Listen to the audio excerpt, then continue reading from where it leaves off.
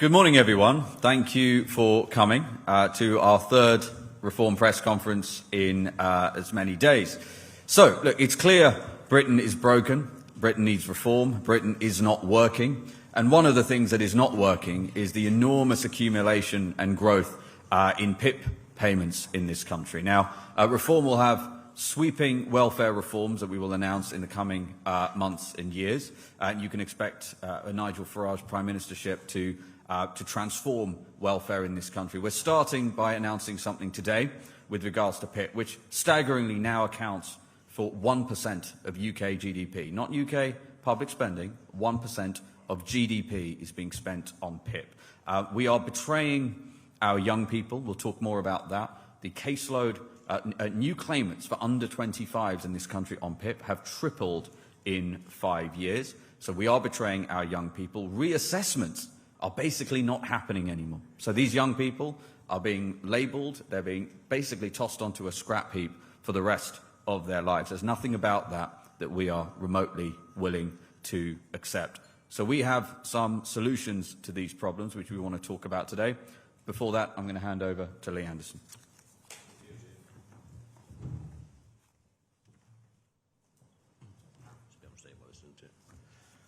Thank you. And personal independent payments, they are now the largest component of disability benefits in the UK, and that's 25.7 billion spent just on PIP alone over the last year.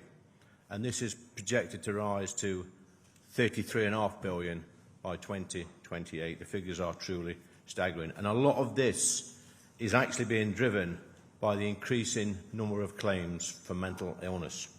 And Reform UK, under the leadership of Nigel Farage, will tackle this head-on. And many of you will have heard about the alarm clock generation from people like Nigel, myself and Zia and Richard. Well, I'm part of that generation, a generation of people who actually got up in the morning listening to their parents' alarm clocks go off. It was the same for me. I used to listen to my dad's alarm clock go off in the morning at 5 o'clock, and he went to do a shift at the local pit. And for me, this was the best education a young man could get. It taught me that if you want to live a good life in a great country, then you must do your bit. You must get up in the morning and go to work for your family, for your community and for your country. And it also taught me that hard work pays. It can provide you with the good things in life. It can also lead to a longer and healthier life, and more importantly, make you feel like you've got a stake in society. I think we all want that. We all want to feel good about ourselves and do our bit for our country. But now we're in a situation where the alarm clock isn't heard as often as it should be. And the alarm clock generation is now being replaced by an anxiety generation. A generation of young people that can forget about getting up in the morning and going to work and instead stay at home all day, courtesy of the taxpayer-funded employment support allowance and personal independent payments. And the people bearing the brunt of this cost are the very same people who still use an alarm clock and get up for work in the morning, and it's not fair. Over 1.4 million people in this country claim PIP for some sort of psychiatric disorder in the UK. A third of those are for mixed anxiety disorders, depressive disorders and anxiety disorders. And the symptoms of these disorders can include persistent worrying, sadness, irritability, difficulty concentrating, and changes in sleep or appetite. Now, who in this room hasn't suffered from any of the above symptoms? Persistent sadness. Tell me about it. I've had persistent sadness since July last year with this awful Labour government. And over the next 4 years, there'll be many more people having persistent sadness and wanting to put a claim in for PIP, but we're going to meet that head on. And we must ask ourselves if the above symptoms justify condemning someone to a life on benefits, because we know that the longer you are on benefits, then the less likely you are to get a job, and you will remain dependent on the state. Because we also know that 85% of people on PIP do not work. Remember, if you're in a workless household and on PIP for anxiety, there are also other benefits that household is entitled to, and therefore other costs we must take into consideration, such as universal credit, which covers housing costs, council tax support, and not to mention employment support allowance. And we have the ludicrous situation where we could have two people on PIP in a household, both claiming carers allowance for each other. It's absolute nonsense. As I said earlier, fewer than 1 in 6 people on PIP are in work. It's actually a de facto out-of-work benefit. For many people in this country, PIP is a necessary lifeline to be able to live a dignified life. But for some, sadly, it's an excuse not to go to work. 2 in 3 people on universal credit also claim PIP. Around 1 million are claiming PIP, universal credit, health and housing benefit. If you had the PIP, the universal credit, and the standard, if you had the PIP, universal housing and universal credit, health plus the standard allowance, you can take home up to £2,500 a year, more than someone on national minimum wage after tax and national insurance. That is simply not fair. The cost of the taxpayer runs into the billions and creates a culture within the household that it's okay not to go to work. It's okay to live off the state. And it's okay not to have an alarm clock. Well, it's not okay, and it's not fair. And it's not fair on those people who get up in the morning and go to work and put a shift in. If you're well enough to go to work, then claiming benefits should not be an option. We should all do our bit in this country to ensure that we pay into a system that helps people who are genuinely ill and disabled, rather than throw people on the scrap heap who could and should work. I believe that work is good for your mental health. It gives you a purpose, it provides a wage, it makes you feel part of a team, and it can give you confidence and a sense of pride, and help you to become a role model for your family and your community. And it can also give you friends for life. No tablet, no medication and no therapy can provide any of that. Therefore, a Reform UK government would fully remove those with anxiety disorders, but not serious psychiatric disorders, from PIP eligibility. This would save the Exchequer £3.2 billion per annum based on last year's figures. And we will also ensure that every single assessment is done face to face. Now, some of these figures that we present today, I believe, are quite conservative, because we have to look at the other income-based benefits as we help people go back to work. Some for the first time, by the way. We have 1 million people now out of work, young people out of work in this country, and much of that is being driven by mental health problems. And we cannot and must not allow our young people to be labelled as disabled because they may have the odd bout of anxiety. It's not fair on the taxpayer, and it's not fair on our young people. We are literally throwing them on the scrap heap, and we are forgetting about them. No responsible society would ever do that to its young people. Reform UK are committed to supporting the most vulnerable members of our society, but in order to do so, the able-bodied must put a shift in, go to work and pay their taxes to achieve this. And just think how much money this would actually save the NHS. It would unclog our doctors' surgeries, our GP surgeries. It would save literally billions. We want to live in a fair society which helps keep people in the workplace even when they're going through a difficult time. But at the same time, we must support our weak, our vulnerable and our elderly. That's what civilised societies do, and that's what Reform UK will do. Thank you.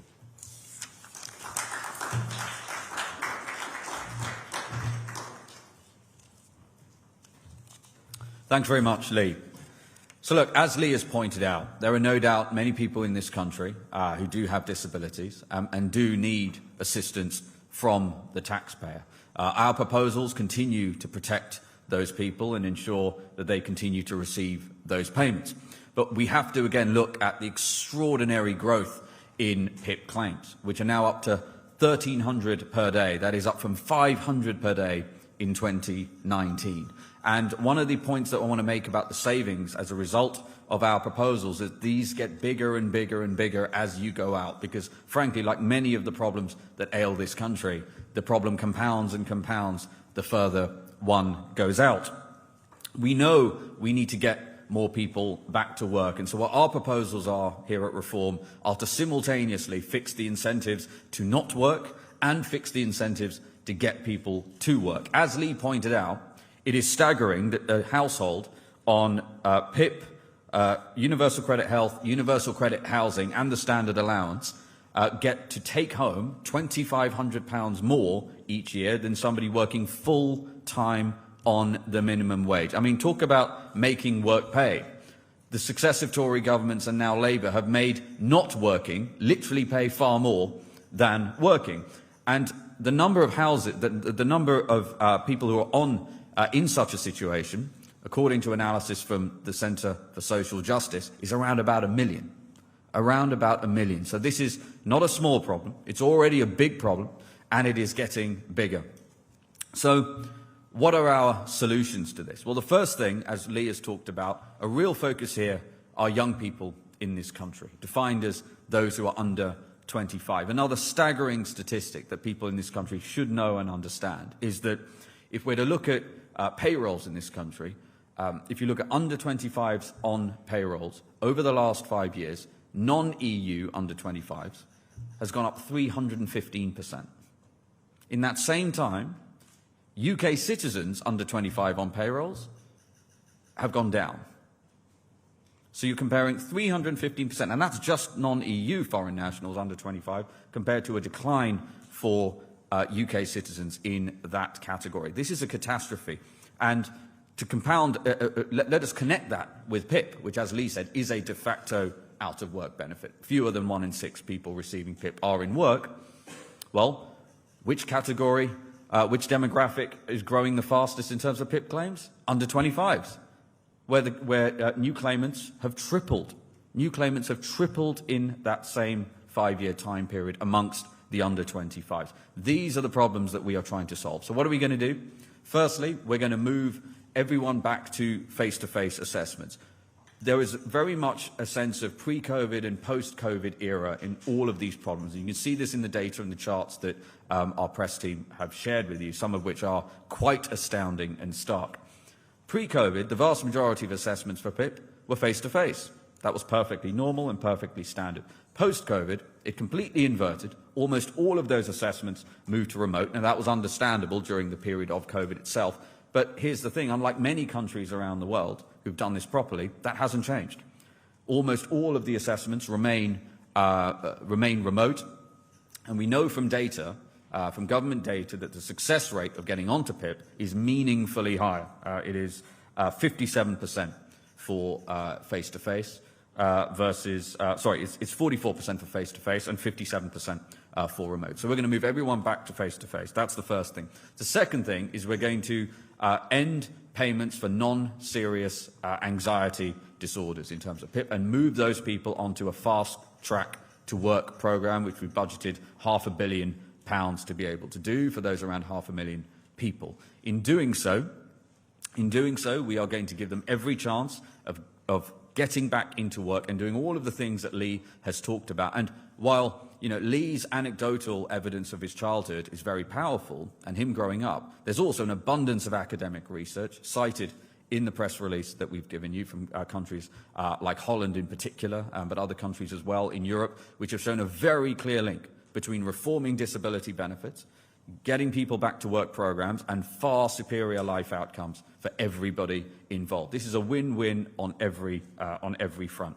So those are the three things. We're going to move everybody back to face-to-face and end remote assessments. We're going to end non-serious anxiety disorder payments, and then simultaneously create a fast-track to work program to give those people every chance of getting back to work. How much will this save? Well, by 2029, it will save £9 billion per year, and the cumulative savings over the next 5 years, were these to be enacted now, and with a 12-month transition period baked into their calculations, is north of £30 billion. And that is before one takes into account any positive effects of people actually going back to work. If we were to assume that half of the people who are on those non-serious anxiety disorders were successfully to get back to work, that saving rises to £37 billion over the next 5 years. And again, if you were to look at it 10, 20 years, those numbers compound even more dramatically.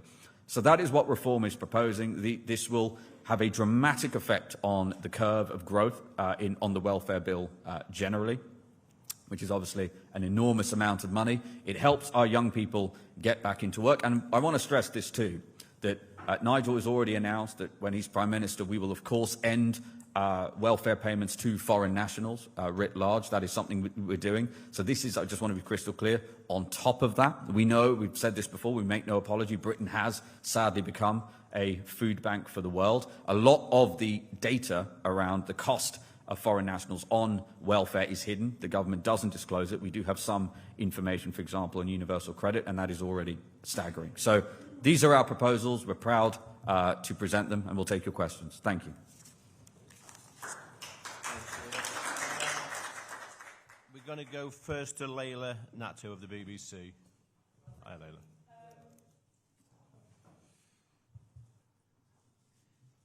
Where you'll draw the line in defining what is a non-major anxiety condition. Yeah. And also on the savings, what have you budgeted for the increased cost of face-to-face assessments and whether that will eat into your proposed savings?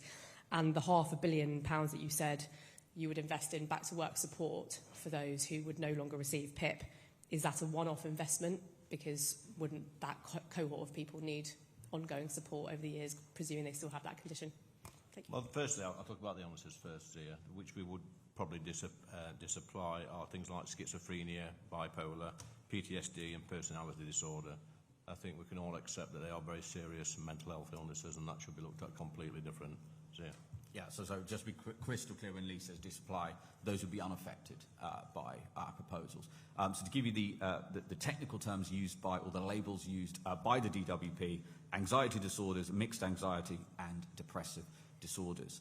Now, without going into too much detail, there's some nuance because the data does not then break down some of those which would be categorized as serious and would be those people.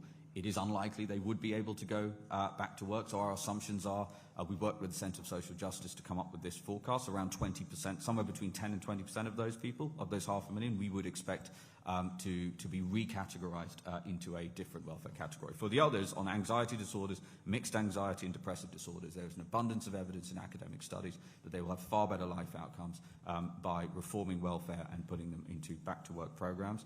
In terms of how much we're budgeting for the increased need for face-to-face. The first thing to say is this isn't something that the British state has not done before. It's not something that the DWP hasn't done before. This was being done routinely, where the vast majority of assessments were being done face-to-face pre-COVID.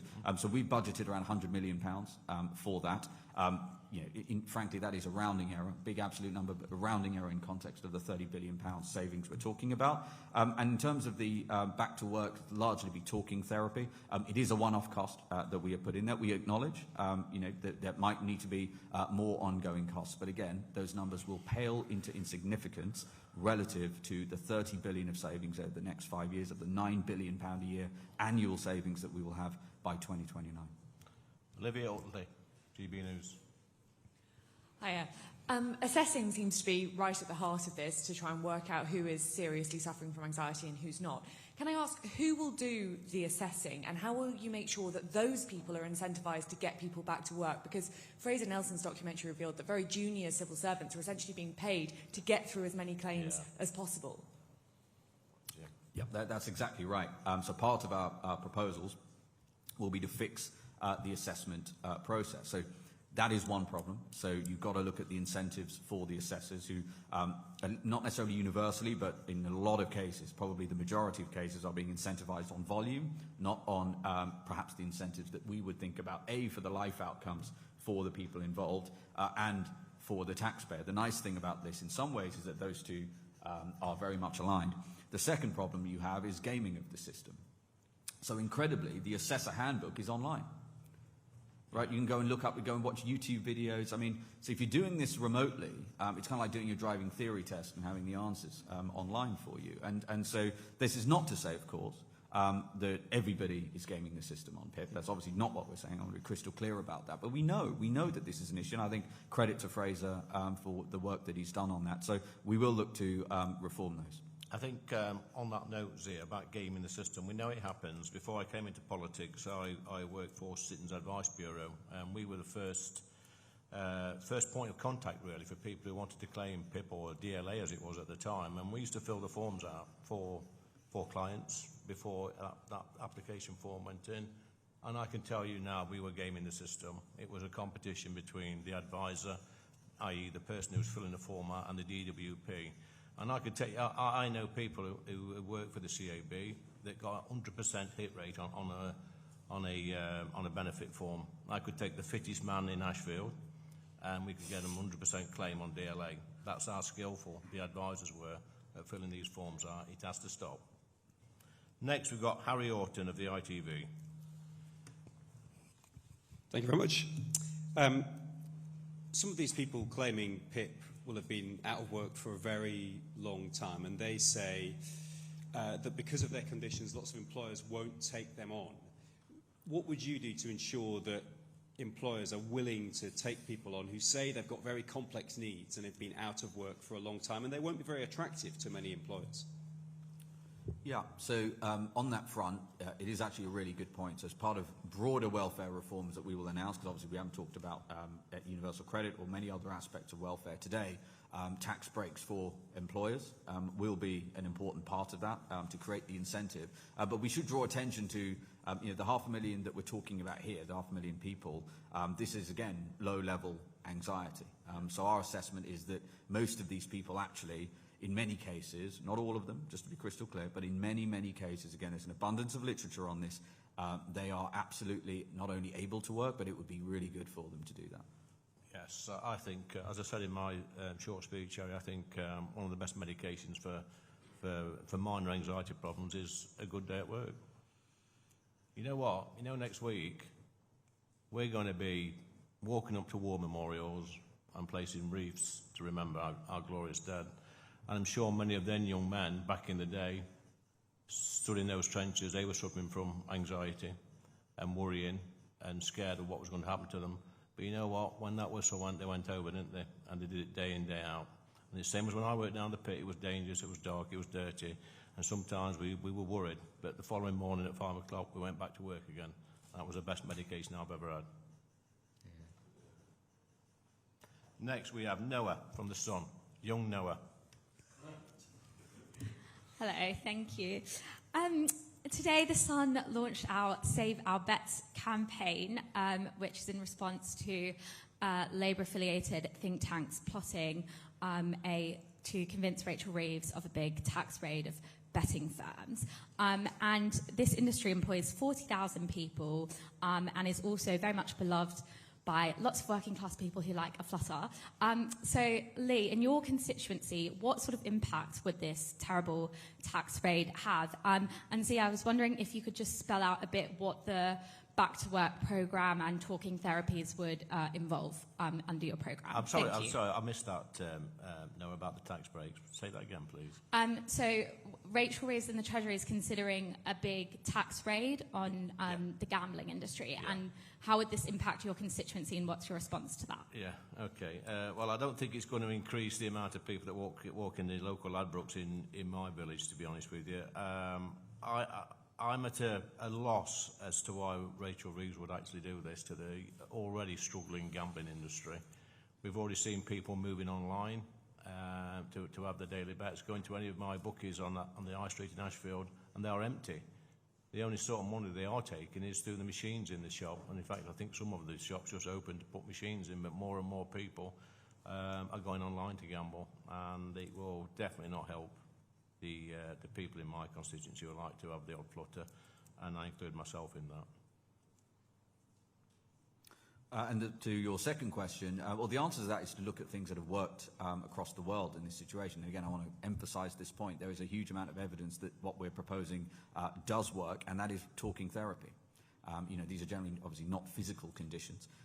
They are conditions which, by talking to an expert, helping them get into the psychological state where they feel able to get back to work and start, setting their alarm clock and waking up in the morning. All things everyone in this room does and understands are important. So that's what the programme will focus on. Claire Ellicott, Daily Mail. Hello. Michael Heseltine in the Times today has compared reform with Oswald Molesley and Enoch Powell. What's your response to that? And if I could ask, what role would you both play in a future reform government? You're talking about Michael Heseltine? Yeah, well, this is a man who in 1992 announced the closure of over half the remaining coal mines in this country, and he said it was a deeply unpleasant thing to do. Well, I think he is deeply unpleasant saying these things about Reform UK. He needs to just shut up and go away. Is that plain speaking enough for you? I have nothing to add to that. What roles in Reform UK? Well, this is going to be a question for Nigel. You know, I'm really excited about the calibre of the people, not only who sit in Parliament already for reform, but also the sort of people I think we're going to be able to attract in terms of talent. We've already said, you know, we've put on the record that we would expect a Nigel Farage cabinet to be smaller than it is now, because no one sat, I don't think anyone sat in a meeting with 25 people, and it's been a really useful coordinated decision-making meeting. But also we would probably expect maybe half of those cabinet members to not be members of Parliament, so that we can maximise the available talent. So you know, I think Nigel will make those decisions in time, but certainly my advice to him would be, you know, let's wait until the pool of talent is as large as absolutely possible. Again, we're just going to relentlessly optimise, unlike what happens with the Tories and Labour, where the only qualification you need to get the highest offices of the land is to carry an MP's bag around for a number of years, give them relatively low quality advice, and then choose the right leadership candidate at the right time. We're going to optimise for competence. Mauricio, City AM. Hi, Mauricio. Hi, thanks for taking my question. My question is about getting policies through. So obviously we saw a massive Labour rebellion, but we've also seen reports of division within reform-led councils. How would you ensure that the parliamentary candidates you select would back PIP proposals and other welfare reforms? Well, isn't it strange, Zia, that I've been involved in politics about 12 years now, and I've sat on 2 different councils as a councillor, and I've never in my time as being a councillor or a member of Parliament known the mainstream media report on local councils as much as I have done since May this year. Zia?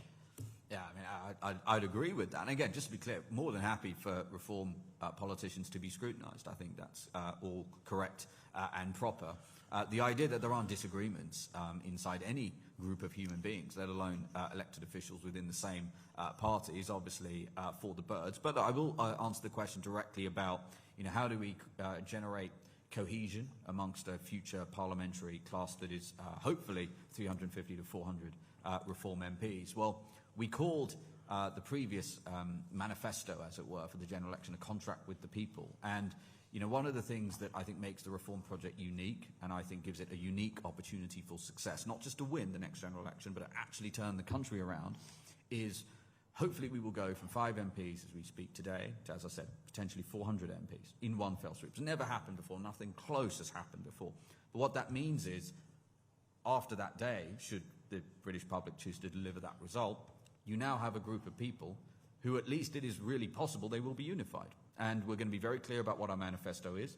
We will ask and ensure that every single candidate, so they'll be selected without doubt based on believing in the values and the principles that that manifesto represents and what Nigel represents as our leader.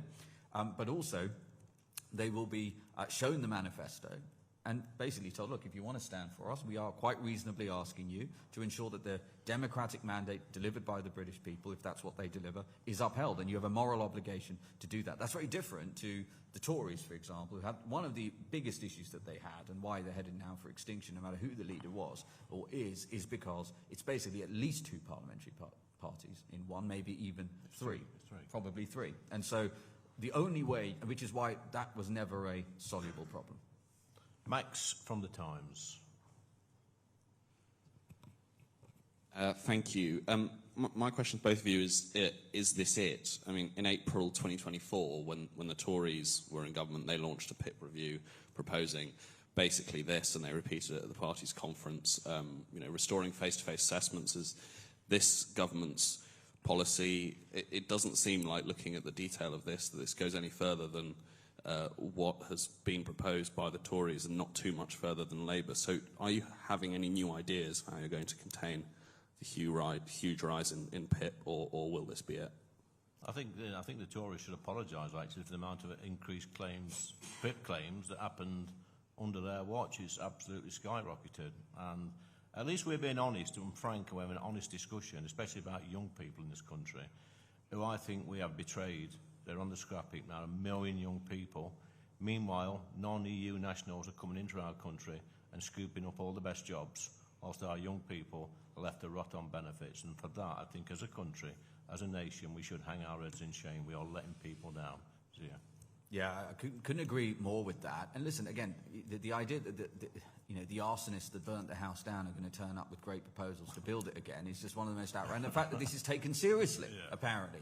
I mean, every single data point we just gave you about the tripling of new applicants who are under 25 over the 5-year period, about the fact that PIP is now 1% of GDP. These are all indictments of that very same Tory government, many of whom are still sitting in the shadow cabinet, by the way. There hasn't even really been a serious change of personnel. So I'm sorry. What we're saying is, not only are these our policies, these are things that we will actually do. Ruby Klein, The Telegraph. Hi, Ruby. Hi, morning. So given that you're including mixed anxiety and depression, are you expecting to reassess depression as a PIP category? Is that something in the horizons for you? And if you wouldn't mind, will Reform be backing the Tories' inquiry into alleged government interference into the Chinese super embassy planning proposal? Well, firstly, on the PIP, there will be some people in the anxiety bracket who, well, they'll all be reassessed and they may go into a different group. Yeah, and our estimate of that is around 10 to 20%. Again, the data is not exactly transparent to give us perfect analysis on that, but based on CSJ analysis, we think that's a reasonably conservative assumption. Again, the whole point of this is to ensure that those who can and have a real shot of going back to work do, while protecting people who do need taxpayer support. Lee, do you want to answer the question on the... What was the other question? Sorry.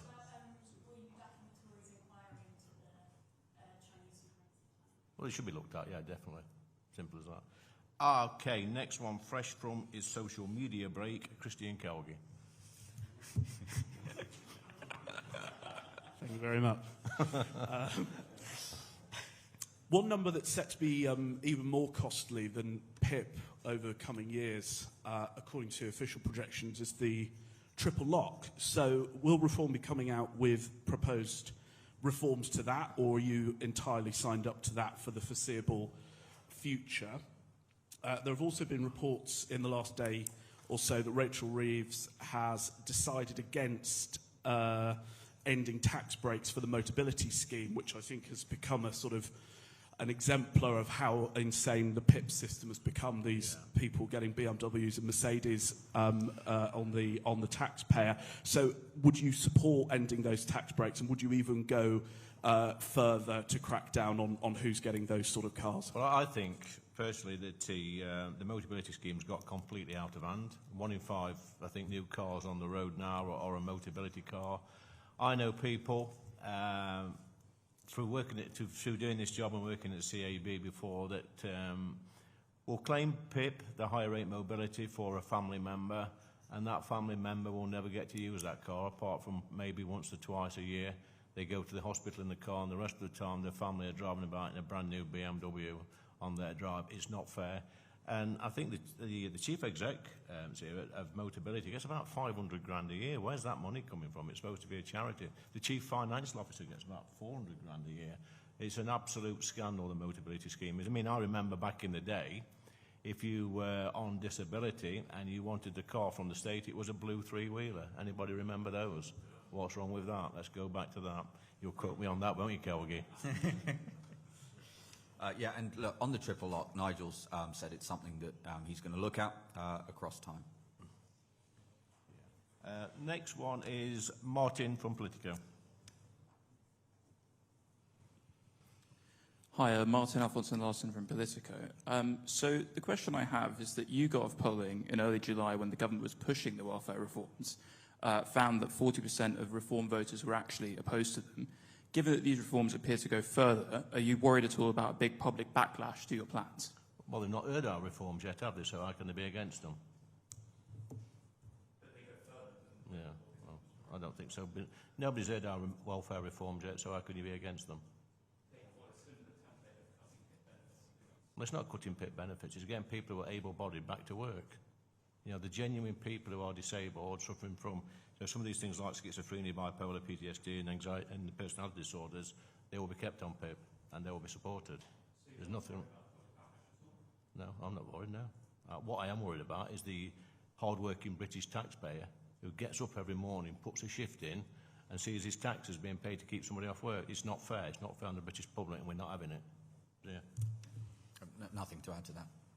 Next one is Ellie from Guido. Thank you. Zia, yesterday you, alongside Danny Kruger, said you wanted to reduce the size of the civil service. Can you name a specific quango, or department even, that you were looking to scrap to help you do that? And Lee, what is your response to Labour MP Dawn Butler circulating an open letter calling for Sarah Pochen to be formally reprimanded by the Parliamentary Commissioner for Standards over her comments on adverts?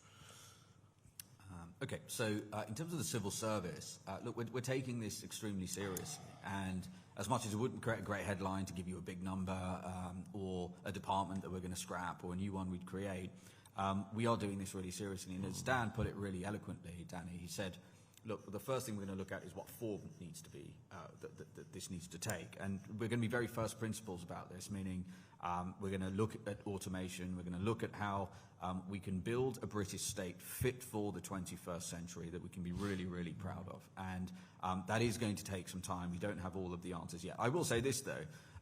You know, if you look at how much money, the hundreds of billions that go into these quangos, one of the things that the Blair regime basically did was make it very difficult to prize apart the baby and the bathwater. You know, there's no doubt a huge amount of waste in there, way too many layers of management, way too many quasi-autonomous decision-making bodies. But within that, there are actually really important services and money needed for services that people rely on and things that are really important to quality of life for British people, which again goes back to why we've got to be really serious about this. But I promise you, as soon as we got some answers for you, we'll let you know. And on your point, Ellie, about Dawn Butler, she's entitled to do what she wants. We spoke enough about this week, and Nigel spoke about it, Zia spoke about it, Danny spoke about it, we've all spoken about it this week. So if Dawn Butler wants to do what she wants to do, then she's quite entitled to do it. Simple as that. Final one is Peter from The Guardian. Hi. If I could return to the subject of Monday's press conference. At the press conference, Nigel was speaking about the 5 members of the grooming gangs panel who want Jess Phillips to stay in post. And he was saying that their views should be seen in the context of the fact that there were not survivors or grooming gangs, there are survivors of a different type of sexual abuse. Those 5 survivors have talked to a colleague of mine and said that he's got it completely wrong. They are all victims of Pakistani origin grooming gangs. Some of them have written memoirs about that. And they say the fact that Nigel was basically so casual in what he said, and the fact he didn't check with them and got it wrong, shows that he should say sorry to them, and he should also, it shows he doesn't really have any good ideas as to how grooming gangs inquiries should work. I mean, I'd have loved to have asked Nigel, but he left about 2/3 way through the questions. Would you have any response to that? Do you think Nigel should say sorry to them? Well, I've not spoken personally to the 5 members. I would like to speak to them as well. And if that's the case, then we need to have a proper grown-up adult conversation with these people. As regards to what Nigel has said, that's up to Nigel, but we will speak to him later about that. I had a question as well, Marie from the FT. I think most of my questions have been answered, really, but in terms of, you described some sort of behavior for people who... Say that again, please, sorry. So earlier you described some sort of behavior for people who has what you called non-serious anxiety disorders. Yeah. So you said things like, they're not getting up in the morning. Can you just, a bit deeper, explain what other sort of behavior you would see from people who's suffering from that sort of disorder? Oh, no, what we said was the most serious conditions like schizophrenia, bipolar, PTSD and personality disorders, they're the ones that I know, but people with non-serious anxiety disorders, what sort of behavior would you see on a daily basis with people who suffer from that sort of like disorder? I said in my speech, how many people in this room wake up in the morning worrying about something, or get tired easy, or don't sleep properly? I think that's probably every single person in this room. And what we have to do when we assess these people is make sure this is not just normal, everyday human behaviour, which we all suffer with if it is suffering. It's just a way of life. We all suffer from stress. We all suffer from anxiety. We all worry about stuff. But is that a good enough reason to put a young person on benefits for the rest of their life? I think not. Yeah, and look, I would just add to that, again, aside from, you know, the anecdotal evidence and things that we might feel in our day-to-day lives, the preponderance of academic literature on this subject shows that the best way of people, and again, the term is defined by DWP, anxiety disorders, mixed anxiety and depressive disorders, with the caveat that we appreciate there's a sub-segment there that are serious and would be recategorized. The best thing for them is what we are proposing. Thank you. That's done. Cool. Thanks very much, everyone. Thank you. Thank you very much.